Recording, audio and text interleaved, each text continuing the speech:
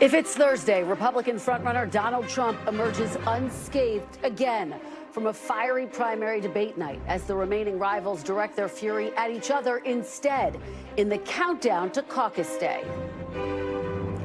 Plus, fighting in southern Gaza's main city intensifies as NBC News learns new details about the horrors of October 7th and the brutal gender-based violence committed by Hamas 2 months after the terror attack. And we're following the fallout and the implications of a major abortion ruling in Texas, where a pregnant woman just won an unprecedented emergency challenge against the state's ban.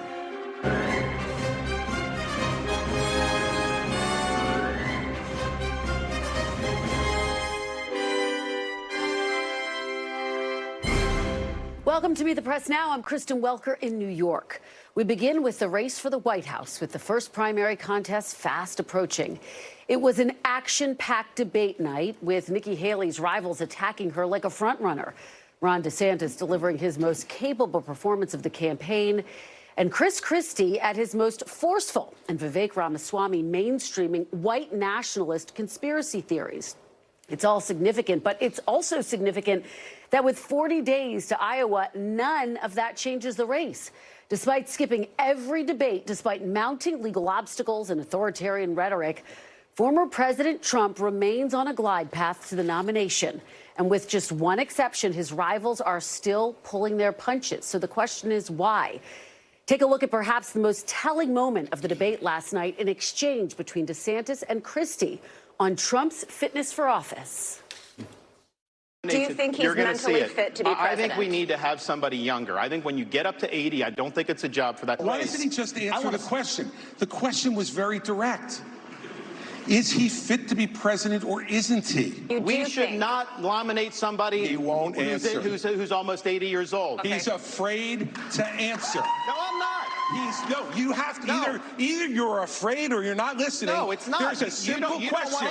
Is he fit? Hey, nobody can hear this. No one can hear you. They can't hear you. You finish and then you get it back. All right. Look, I'm a simple guy, okay? I hear the question and I answer it. Is he fit or isn't he? Well, it's no coincidence that the only candidate willing to forcefully make the case against the former president is the only candidate who finds himself well underwater in terms of favorability. Mr. Trump's rivals were on the trail today, but he wasn't. Instead, he was in a Manhattan courtroom where he's facing civil fraud charges. And yet last night, Christie got booed when bringing up Trump's many legal woes. Take a listen. I want you all to kind of picture in your minds Election Day. You'll all be heading to the polls to vote. And that's something that Donald Trump will not be able to do, because he will be convicted of felonies before then, and his right to vote will be taken away. Look. Big picture here, there is a robust fight for second place between Ron DeSantis and Nikki Haley happening right now. But last night was a reminder that Donald Trump is still the political third rail of today's Republican Party. With us now is our NBC News team, Shaquille Brewster in Tuscaloosa, Alabama, where last night's debate took place, and Priscilla Thompson is in Cedar Rapids, Iowa. Shaq, I want to start with you. You were in the spin room last night. How are the candidates, how are the campaigns framing the debate? Who are the winners and losers? Well, Kristen, I'm sure you will be shocked to know that when you talk to aides and advisors of all campaigns, they all say that their candidate won the debate, so you can take that for what it is. But coming in following the debate, when you listen to the candidates now, you have Nikki Haley acknowledging that she was on the defensive for much of last night, but she's saying that that's because she has now surged in polls. Now, surging, that word is relative. When you look at recent polls, even one that came out today, you still see former President Trump with that dominant lead in this race. But you have Ron DeSantis, Florida Governor Ron DeSantis. He was able to play somewhat of the role that you've seen Nikki Haley play in prior debates, where he was able to get his messaging out, pretty much stick to his stump speech and also throw in a couple of jabs at other candidates throughout. And then I'll tell you, former Governor Christie, he definitely was proud of his performance. I spoke to him hours leading into the debate. He said that he was going to be coming in as a prosecutor, that he wouldn't let other candidates evade the answers, and he would keep the fire on former President Donald Trump. When he came into the spin room, he was rushing over to another television hit, but he stopped at my camera. I yelled out a question. He ignored my question, but he looked me in the eyes and said, "I told you so." So he's proud of what he was able to do. And then you also hear Ramaswamy proud of his performance. He's become that attack dog on stage, and he definitely replicated that again on stage last night, Kristen. Shaq mixing it up with all of the candidates pressing for the answers there. What has been so extraordinary is that, of course, former President Donald Trump has skipped all 4 debates. Instead, he's facing 4 indictments. Today, he was in a Manhattan courtroom. This was for a civil trial. Basically, his strategy is working because he's only been increasing in the polls, right? Right. He essentially is debate as he is dealing with his legal issues in the courtroom. The courtroom, by the way, that he doesn't need to be in, but he's sending out fundraising emails. And when you listen to his messaging as he talks to reporters, he essentially says that I'm forced to be here. I'm forced off the campaign trail when I want to be in Iowa and New Hampshire, and is staying and keeping that combative tone against his legal foes. Listen to a little bit of that messaging that you've been hearing from Donald Trump. Again, ignoring the debate, but focused on his legal issues. The Attorney General committed fraud, and you just saw it right up there. She's a fraud. This whole case is a fraud. It's election interference. It's keeping me here instead of Iowa and New Hampshire. You just saw it. The Attorney General's a fraud. She committed fraud. And today we also learned of 2 new debates, one in Iowa, the other in New Hampshire, both in January. Source with the Trump campaign already telling NBC News that there is no way that he will be on that debate stage. No surprise there, Shaq. They have continued to say unless they see a real dip in the polls, the former president is not going to be participating. Great reporting as always. Thank you. Priscilla, I want to turn to you. You and I were up late last night, and you were watching the debate with some Iowa caucus goers. What did they have to say? And, of course, you asked them the key question, were any minds actually changed last night? What did they tell you?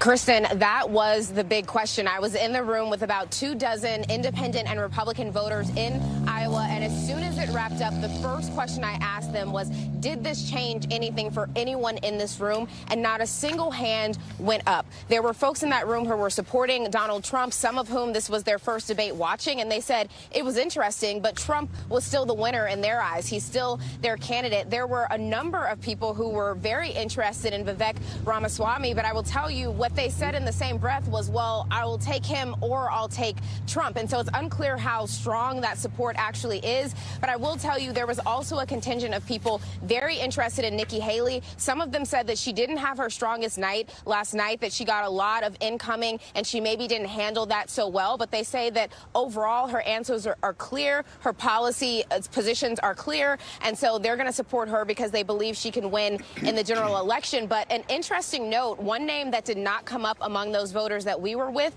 Governor Ron DeSantis. Kristen? That is pretty fascinating. Let me ask you about Governor DeSantis, because it's really starting to feel like a fight for second place between Haley, who's had a lot of momentum in recent weeks, and Governor DeSantis.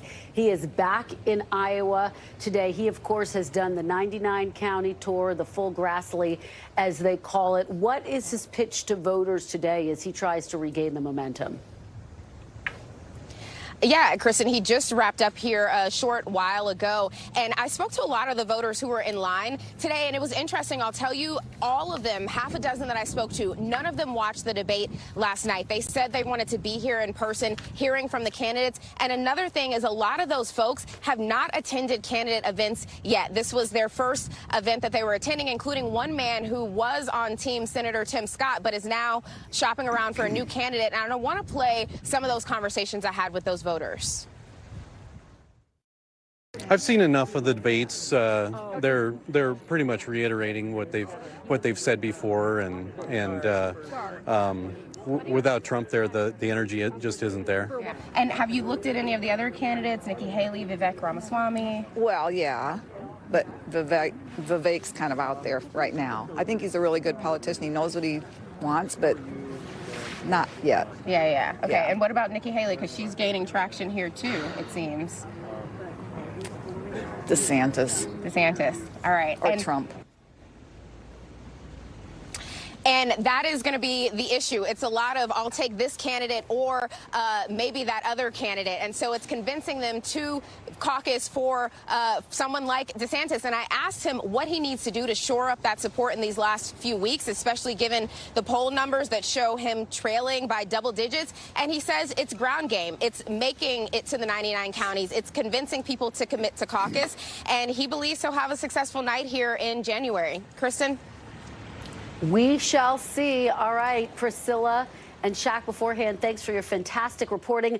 Joining me now on set is our panel, Noah Rothman, senior writer at The National Review, and former Homeland Security Secretary and current partner at Paul Weiss, Jay Johnson. Thanks so much to both of you for being here.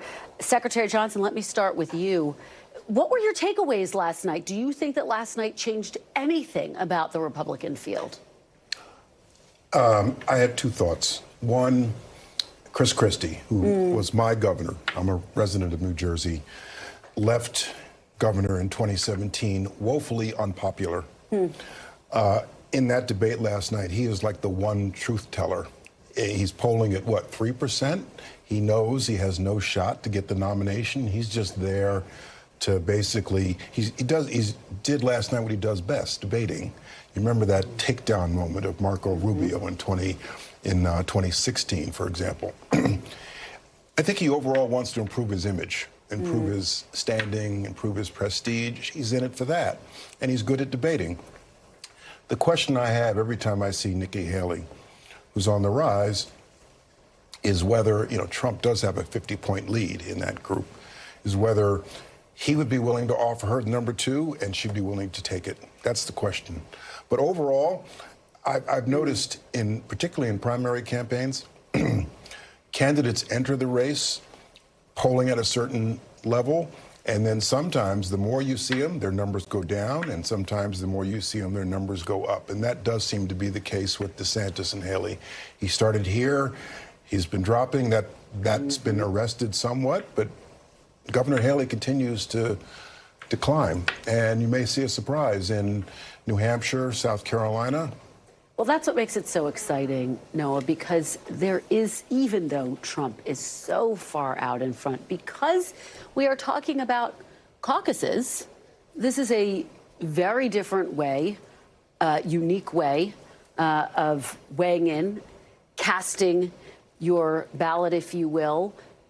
So could there be a surprise? And did last night change anything, do you think? I mean, the secretary is talking about the fact that, yes, we have seen Nikki Haley with this momentum. It's a real fight for second place. Yeah, but you framed it right. It's a fight for second place. I would be surprised if last night changed any dynamics. First of all, it was a very low-rated debate, as far as we understand it. About 3 million people tuned in. And I can't really think of any viral moments that are going to translate in the next couple of weeks into organic enthusiasm. But enthusiasm is the big question. As far as Iowa goes, it's not quite like the Democratic 2008 primary, where everybody argues with each other and there's second ballots, there's multiple ballots, and they all have to sort themselves into camps. It's more like a firehouse primary. It's definitely, it is a standard primary, but there's an enthusiasm element there, and getting people out to vote for their candidate could matter quite a bit. Donald Trump is banking quite a bit on his image, right? He's banking on the idea that his persona, his aura is such that he doesn't really have to campaign very much. And the polls suggest he's right. But enthusiasm on the ground matters quite a bit. Ground game matters quite a bit. He does have it. But Ron DeSantis' team is very, he's got the governor behind him. He's got Bob Vanderplaats behind him.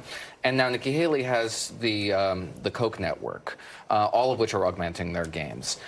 You could see an upset in Iowa. You could definitely see an upset in New Hampshire. And you could see an upset in South Carolina. After that, I don't know where either of these candidates go. Super Tuesday comes on very fast, and then you're dependent upon the momentum from those early states. If they don't have it, I think the balloon deflates pretty quickly. Yeah, I mean, we are 40 days until Iowa, so I think you're absolutely right about that. Let me ask you about some of the drama that is unfolding on Capitol Hill, this big fight over the supplemental. And Noah, the big sticking point is over this border piece of it. How to fund the border, what, if any, changes should be made at the border? And Republicans and Democrats just don't see eye to eye. And, oh, by the way, should Ukraine and Israel aid be dealt with as a part of this supplemental? Should they be dealt with separately? Should aid to Israel be conditional?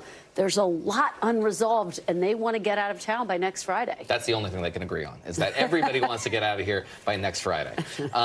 Yes. The House, in particular, to mollify members of the House Republican Conference who are hostile, outright hostile to the Ukrainian cause, will support it, be convinced to support it if it is paired with border funding and changes to the status quo in statute when it comes to the border. And will they get that is the big question. The White House has signaled they're interested in negotiating. They haven't said where they want to negotiate or where they're pliable. And the House Republican Conference has yet to actually propose their own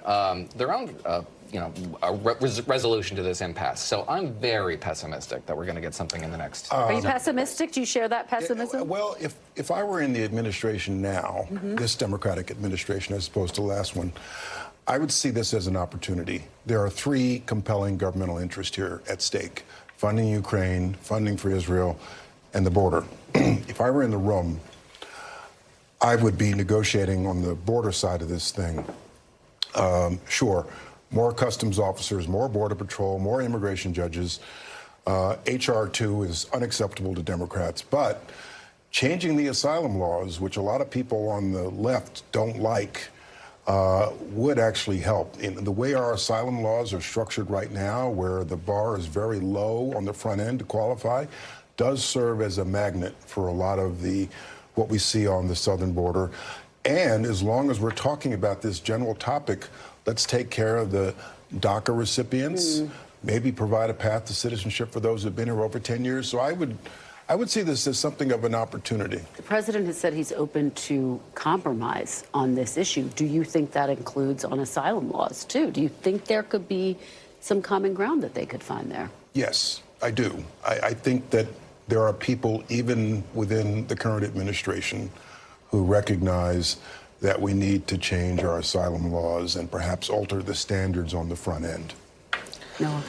Everybody could walk away here with a victory, and everybody could walk away here with a narrative that they want to promote. The White House has been criticized, I think duly and justly, for throttling material lethal aid to the Ukrainians. They ask for something, they get hemming and hawing for 3 or 4 weeks, and they eventually get the platform that they need.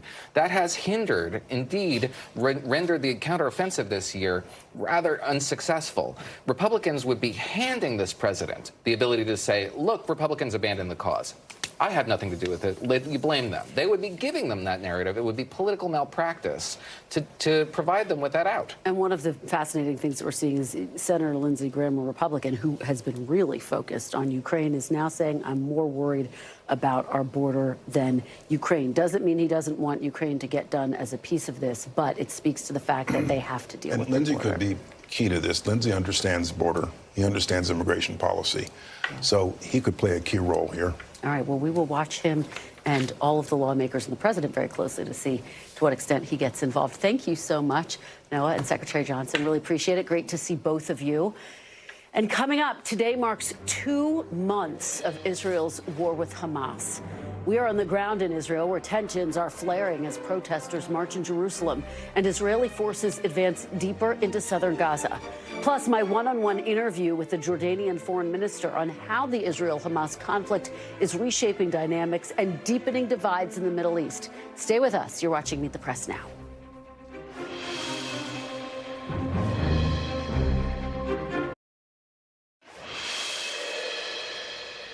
Welcome back. The Israeli military says they are in the middle of, quote, stubborn fighting in the Gaza Strip, including inside the southern city of Khan Yunis, as they seek to eliminate Hamas and locate the remaining 138 hostages. The IDF released this footage they say shows their military's operations in the city. And as Israel's aerial bombardment continues, this was the scene on the ground in Khan Yunis, as shot by our NBC crew on the ground.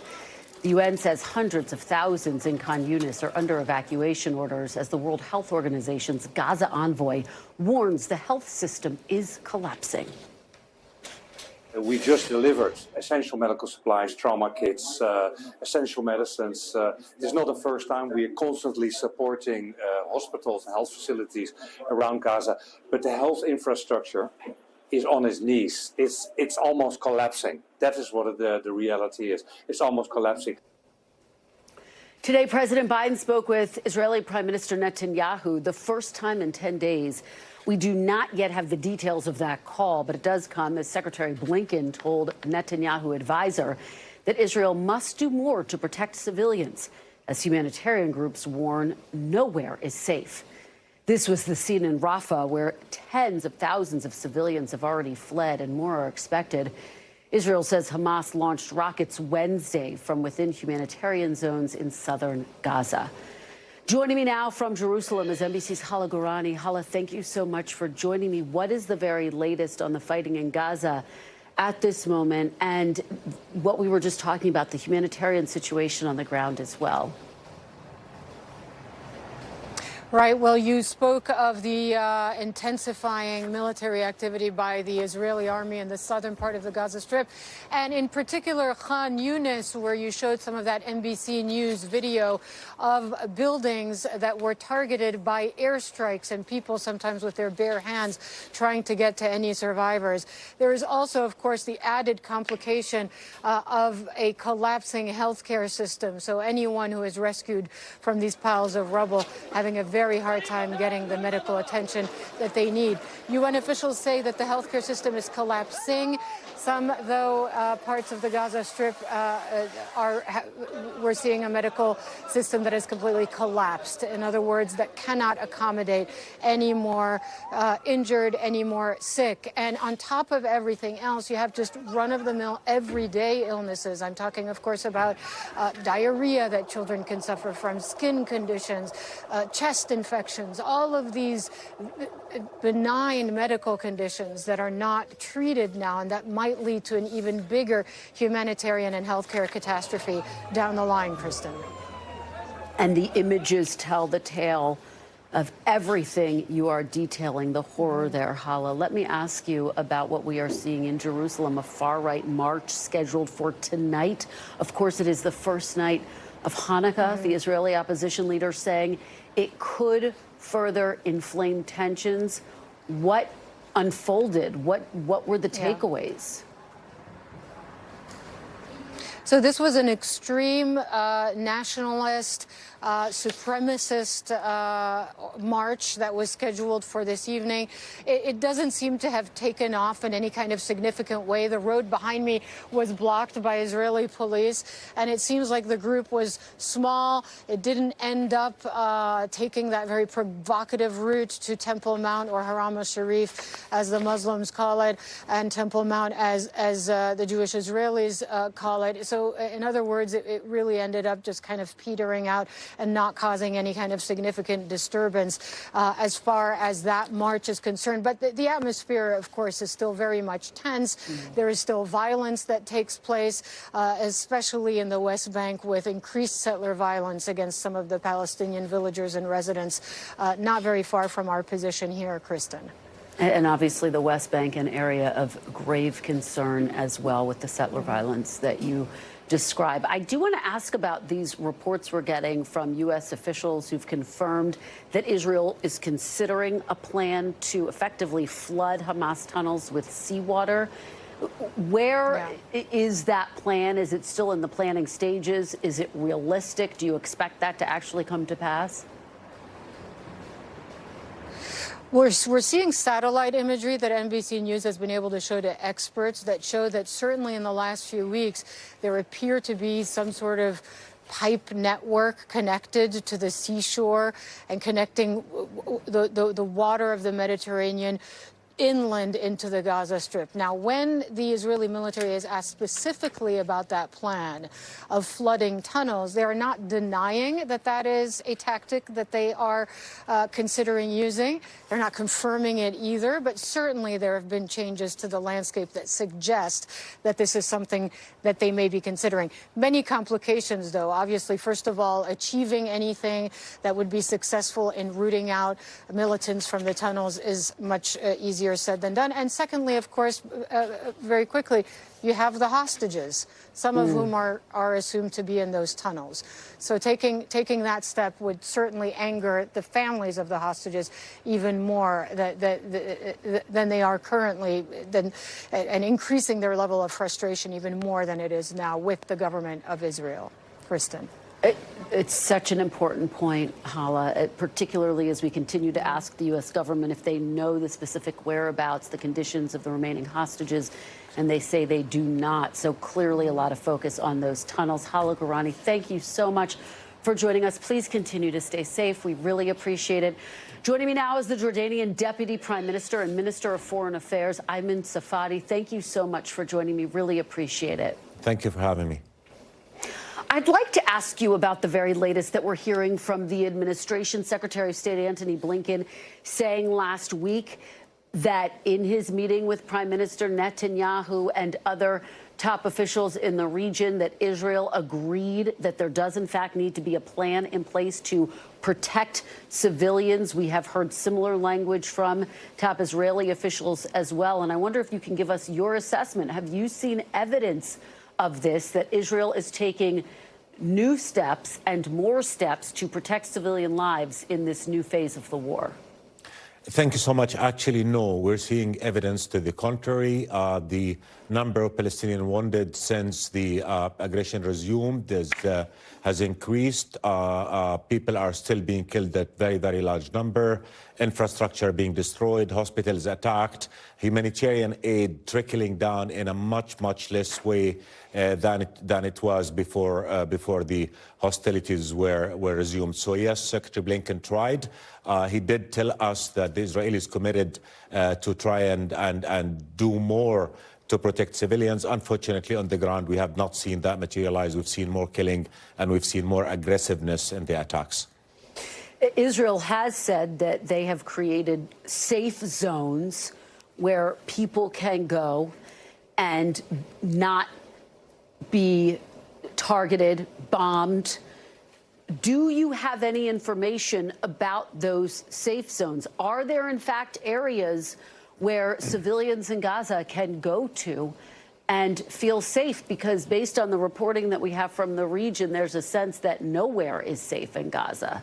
Well, absolutely nowhere is safe. You remember at the beginning of the war, Israel was telling people to leave the north and go to the south, where the south will be safe. And now we're seeing people being killed in the south. So basically the message, we're not going to kill you in the north, we're going to kill you in the south. And that's exactly what's happening. About 1.8 million Palestinians, about 2/3 of the population of Gaza have left the north, are now all concentrated in the south. Khan Yunis is one of the biggest cities there, and it's been the target of Israeli fierce bombardment over the last few days. So pretty much nowhere in Gaza is safe. No hospital in Gaza is being able to provide sufficient treatment. No shelter in Gaza is being able to really give people any cover from this war.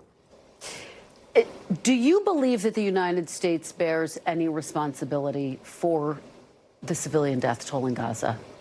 I mean, basically, this war that Israel has started after October 7, we all condemned what happened on October 7 as something that is unacceptable by any standard. But what Israel is doing now is also unacceptable by any standard. Denying people food and water is a war crime. Targeting civilians is a war crime. The reality that Israel is creating now is not a reality that's going to be conducive to the peace that everybody wants. Now, what we're seeing is that we're seeing an international community that is not doing enough to stop Israel from continuing with those atrocities. The UN has failed to take any meaningful action to stop that, and therefore we believe all need to come together and stop this war in the interest of the Palestinians, in the interest of Israelis, and in the interest of overall peace, because Another victim of this war is the faith that people have had in peace. That is eroding by the day as the images of kill and destruction continue to come out from Gaza. As you know, Israel has made the argument that it is Hamas that is embedding itself in these civilian centers and thereby creating war crimes. What do you say to that argument? Does Israel not have a right to defend itself, particularly in the wake of the attack on October 7th, the worst attack against a Jewish population since the Holocaust? Well, unfortunately, it's not the largest attack against Arab Muslims in decades. The right to self-defense does not mean a license to kill with impunity. It does not mean attacking a whole community. As I said, 1.8 million people displaced, over 16,000 killed. The majority of them are women and children. Over 6,000 Palestinian children killed. These are not Hamas. These are innocent people that had nothing to do with the conflict between Hamas and Israel. So I think that argument resonates with no logic anymore. This is a war that is not going to bring about security to Israel. Definitely, it's not a war that's going to have any implications in terms of moving us towards peace in the region. No, it is not self-defense. It is blatant aggression whose victims are civilians who need to be protected. By international law, they must be protected. So Israel is violating international law by targeting civilians. Remember that Gaza is one of the most densely populated areas on earth. So again, people had no shelter in the north, no shelter in the south. Hamas is eliminating Hamas, which Israel has set as a target, is not going to be possible through this war. The civilians are going to be and have been the victims of this aggression. Let me ask you more about the civilians. Why hasn't Jordan opened its borders to Palestinians who want to flee to help deal with this growing humanitarian crisis that you have talked about and that we are talking about and witnessing? Well, I mean, Palestinians have a right to protection in their own country. We're not going to allow Israel to proceed with its policies of transferring the crisis to the region. Neither Jordan nor Egypt would accept the displacement of Palestinians from their country, which, by the way, again, is a war crime. We've seen Palestinians displaced in 48 and 67. They have not returned. Palestinians deserve to be protected on their own national soil, that is in Gaza, on the West Bank, where, by the way, civilian populations are also being the target of settler terrorism and other measures that suffocate their existence. So we will not allow for the Palestinians to be pushed out of their country. Jordan has done enough. We're the largest per capita host of refugees anywhere in the world. But this is not about providing protection. This is about allowing Israel to empty Gaza from its population and then probably move and do the same on the West Bank. And that is, for us, is a red line, because that would mean killing the Palestinian people's aspiration for freedom and statehood on their land. And that would mean trying to solve the problem at the expense of Jordan and other countries in the region.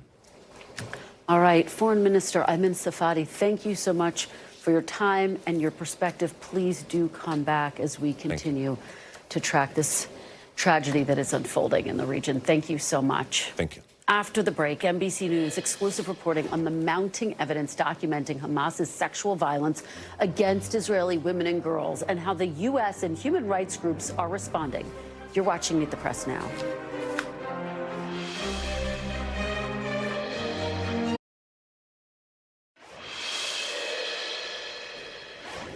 Welcome back. It's been exactly 2 months since the deadly October 7th Hamas terror attacks in Israel, and we're starting to learn more about some of the most atrocious crimes committed on that day, including acts of gender-based violence. We do want to take a moment to warn you that many of the details of this reporting are incredibly disturbing. NBC News has reviewed interrogations of captured Hamas fighters, Hamas documents, and a number of testimonies from eyewitnesses and first responders describing accounts of rape, sexual violence, and mutilation against Israeli women. Israeli police have also released video of survivors of the attacks detailing what they saw. One woman described watching a group of Hamas militants gang raping a woman, mutilating her body, and then shooting her in the head. Earlier this week, President Biden condemned the acts of sexual violence, calling it unimaginable cruelty, and urged unequivocal global condemnation of Hamas. Joining me now is the reporter on this story, NBC News Investigations Unit senior producer Anna Schechter. Thank you for being here, Anna. This is such a difficult report. Thanks for having me. Absolutely. What more did you learn in this report, in these documents that you have poured over?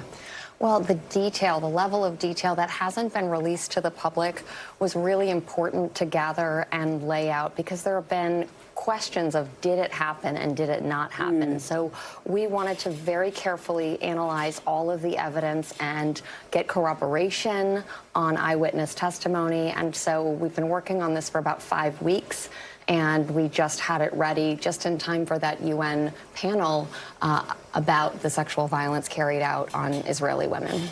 How are international leaders responding? How is the Israeli government responding, Anna? Well, the Israeli government is taking their police investigation of these crimes very slowly and carefully. There's just such a huge amount of intelligence to go through, and so they haven't come out with any numbers. So my reporting indicates dozens of women mutilated, abused, or raped. The biggest number of those is their bodies mutilated. The international community, the UN, made a statement about 50 days after October 7th, condemning Hamas and these specific crimes. And the Israeli government came out, and we'll hear from Netanyahu. For him, it was too little, too late. Let's play a little bit of what we heard from Netanyahu in response to this. I say to the women's rights organizations, to the human rights organizations, you've heard of the rape of Israeli women, horrible atrocities, sexual mutilation. Where the hell are you? I expect all civilized leaders, governments, nations to speak up against this atrocity.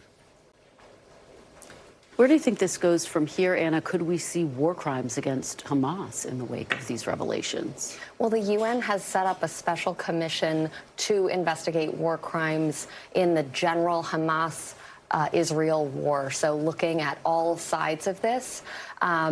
And the police investigation in Israel will likely take many months, so we'll probably get more evidence trickling in, and we'll stay on the story and continue to report it out. And talk a little bit about what we've heard from the Biden administration. We know that John Kirby of the NSC has also weighed in, obviously condemnation.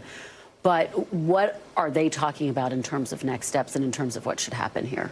They are all calling for a full investigation of the sexual crimes, from Kirby to Blinken to up to President Biden. So a lot of support for this investigation from U.S. officials. All right. Anna Schechter, thank you so much. Really appreciate it. Thanks for having me. Incredible reporting. Up next, a major ruling out of Texas, where a judge just granted a woman the right to an emergency abortion despite the state's sweeping ban. We'll have the details and what it could mean in the battle over abortion rights after this. You're watching Meet the Press now.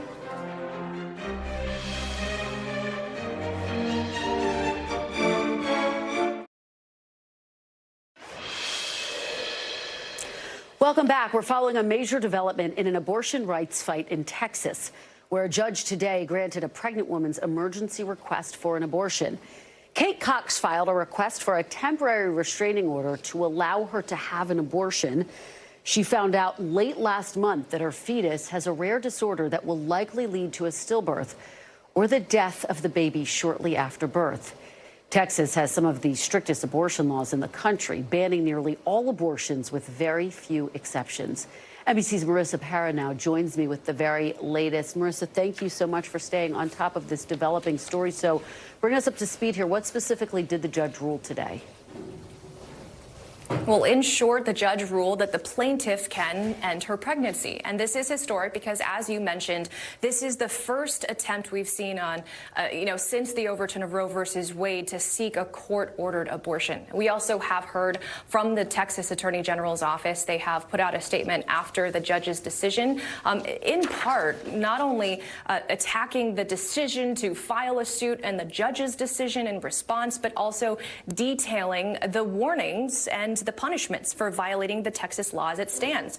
We're talking about thousands of dollars, prison time, felony charges. And so I want to take you to words that came from the Texas judge this morning after she had made her decision. She said in part, quote, "The idea that Ms. Cox wants so desperately to be a parent and this law may have her lose that ability is shocking and would be a genuine miscarriage of justice." And so I want to detail a little bit of the behind the scenes and some of the context here that's important. Kate Cox is 20 weeks pregnant. She is currently carrying a fetus that has trisomy 18. This is a condition that 90% to 95% of babies do not make it past their first year. And this is a condition that doctors had told her was also putting herself, her own life at risk, as well as future fertility. So this is a big reason why her legal team filed an emergency motion. This was an emergency case, an emergency medical case. That's another reason why we have a decision just 2 days later, Kristen, which, you know, if you remember, there was a lawsuit with 20 women that was filed in the state of Texas. That was in March.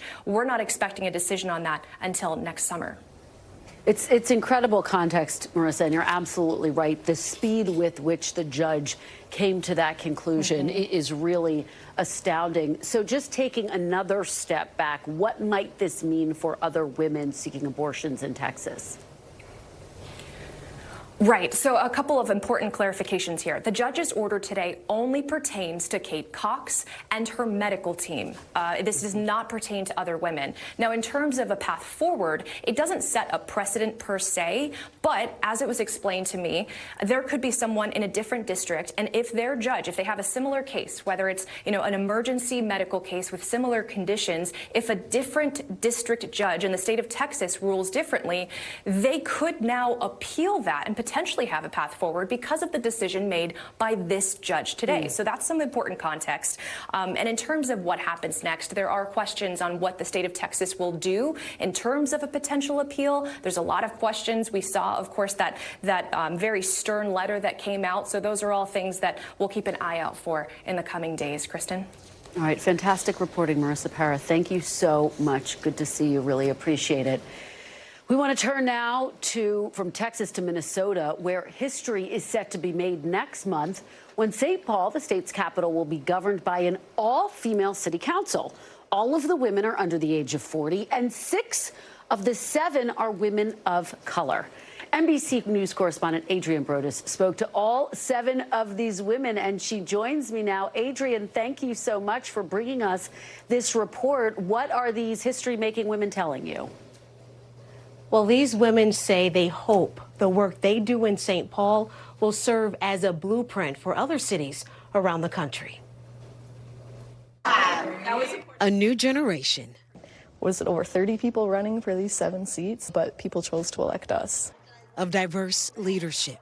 I'm a daughter of refugees. St. Paul elected not just women and women of color, but they elected experience and skill sets. Professionally, I'm a civil engineer. We think about problems and approach them in a different way. All under the age of 40.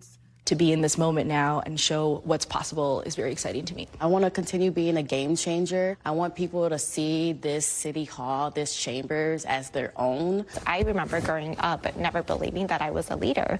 Whenever I see ads on TV that's about politics, they are people who look like me at all. It really is important to me that other folks who are like us, growing up and, that they see somebody who they can be. Because it is hard for you to be who you cannot see at all. These 3 were reelected in November. History isn't just the fact that we all got here, but it's going to be made by what we do here. When I ran for city council, it did not look like it looks now today. 5 years ago, seeing that transformation has been amazing. The 4 newly elected will start their first term in January. What do you think about the history you 7 are making? Replicable. Say more. What we did was certainly special, but we're not extraordinary. We're not the exception. There are women across the country that are running for municipal races. And for the critics and anyone who may underestimate them, a challenge. I dare them. Yeah. And the reason is because, I think that is something Also being a young black woman, but like a young woman, a lot of my criticism stemmed from that fact alone, that I was young, despite having almost a decade of politics, actual direct government experience. Experience with a powerful message for those who aren't hopeful about the future. When I was elected 8 years ago, there was only one woman on the city council. And when I and a fellow council member joined, there were then 3. 8 years later, the entire council is women. And that's not a lot of time. I think it's really powerful to see just how quickly this change took place. Forging a path toward change. I see the work that we're doing as trailblazing, what we believe our, folks in our city deserve. And speaking of trailblazing, others did come before them. St. Paul is not the first city to elect an all-female council, but St. Paul is one of the largest. And the women say when they're sworn in next month, they are ready to tackle those big agenda items and get to work. Kristen? They certainly seem ready to do so. I like that one of them said that history will be defined by what we do here. What a fantastic eye-opening report. Adrian Brodus, thank you so much for joining us. Really appreciate it. And still to come, Israel's special envoy for combating anti-Semitism joins me on set to discuss America's rising anti-Semitism problem and how to confront hate on college campuses. That is next. You're watching Meet the Press Now.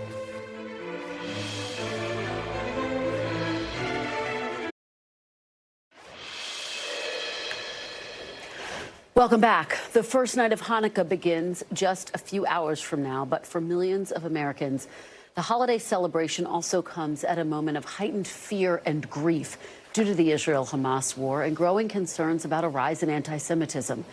Some parties are being canceled. Other celebrations are being toned down as the ADL reports a dramatic spike in anti-Semitic incidents nationwide since October 7th. That includes college campuses, where a recent ADL survey found that 73% of Jewish students reported experiencing or witnessing anti-Semitism since the start of the school year. I'm joined now by Michal Cotler-Wunsh, Israel's special envoy for combating anti-Semitism. Thank you so much for being here. I wish it were under different circumstances. It has been 2 months since the October 7th attack. We are witnessing this spike in anti-Semitism. Talk to those here in this country and other countries who are afraid to openly and proudly celebrate Hanukkah, to light the menorah. So first of all, you're right. It's 2 months exactly since the massacre of 10/7. Actually, war crimes, crimes against humanity, so terrible that, they're very difficult to imagine and not too terrible to have happened, and no less terrible than the anti-Semitism that fueled those atrocities is the anti-Semitism as a response to those atrocities that deny, that justify, that support, and, as we saw, that attack Jews in their wake on university campuses, in demonstrations on streets, and on social media platforms. And so, you started with the fact that tonight is the first night of Hanukkah. For 2,000 years, Jews, a prototypical indigenous people that 75 years ago, we mark 75 years to Israel, returned to an ancestral homeland after thousands of years of exile and persecution. We did, at the end of the day, we did prevail. And even as Hannukah sort of reminds us, the reminder of the few over the many, of the courageous over the cowards, I think that 10/7 is a call to action and a moment of reckoning. You mentioned those on university campuses. You mentioned the importance of giving the courage to all of the students and all of those that feel threatened, that feel insecure, that feel that they can't show their identity.